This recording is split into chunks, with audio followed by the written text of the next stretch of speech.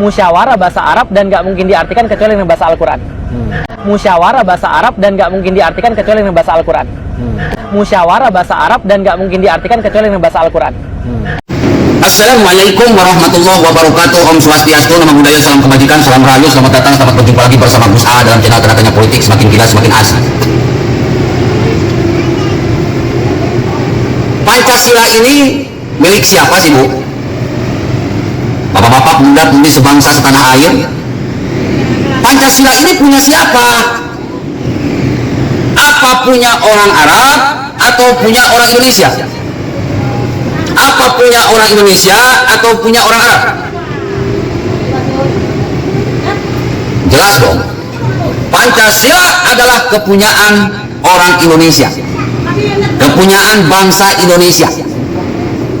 Karena yang menciptakan Pancasila adalah orang Indonesia, adalah bangsa Indonesia.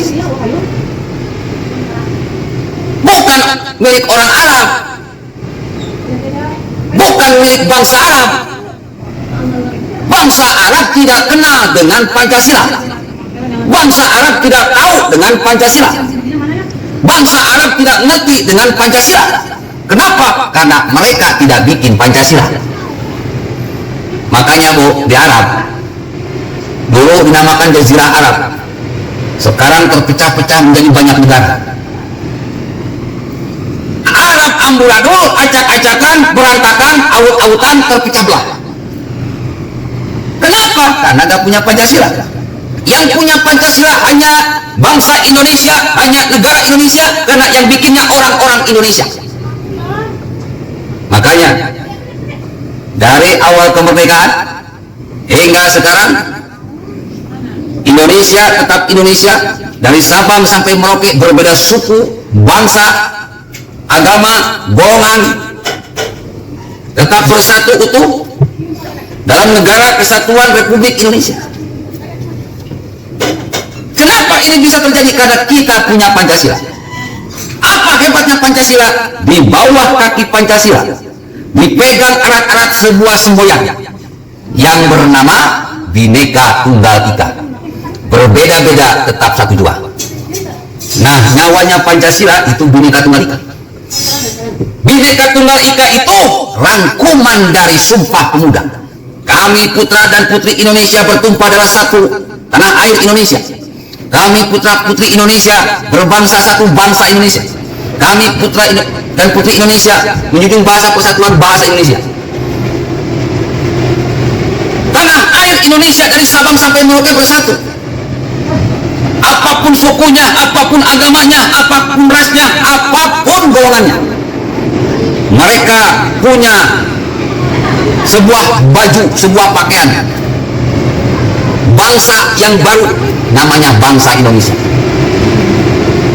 Dan punya bahasa yang baru, bahasa pemersatu, yaitu bahasa Indonesia. Makanya tafsirkanlah Pancasila dengan bahasa Indonesia, bukan dengan bahasa Arab. Apa yang dilakukan oleh Felix Xiao ini adalah sebuah penghinaan, sebuah pelecehan terhadap Pancasila. Menafsirkan pakai bahasa Arab. Akhirnya tafsirannya ngaco.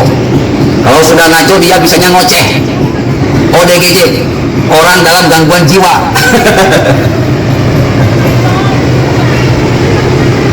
Akhirnya bikin kita tertawa-tawa,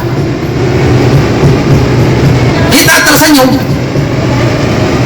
Si Felix Xiao sudah bertindak bodoh dan tolol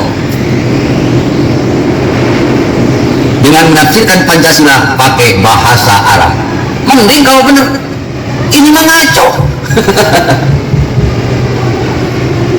Memang bro, si Felix Xiao ini kan orang khilafah. Salah satu cara untuk mengganti Pancasila, maka dia akan merusak Pancasila dengan tafsiran-tafsiran sesat. Wajar, teroris kayak gitu. Wayang diharamin, boro-boro diharamin, pergi ke Bali diharamin, apa-apa diharamin. Ya karena mereka tujuannya ingin merusak ketentraman, ketenangan, kenyamanan yang terjadi di Indonesia.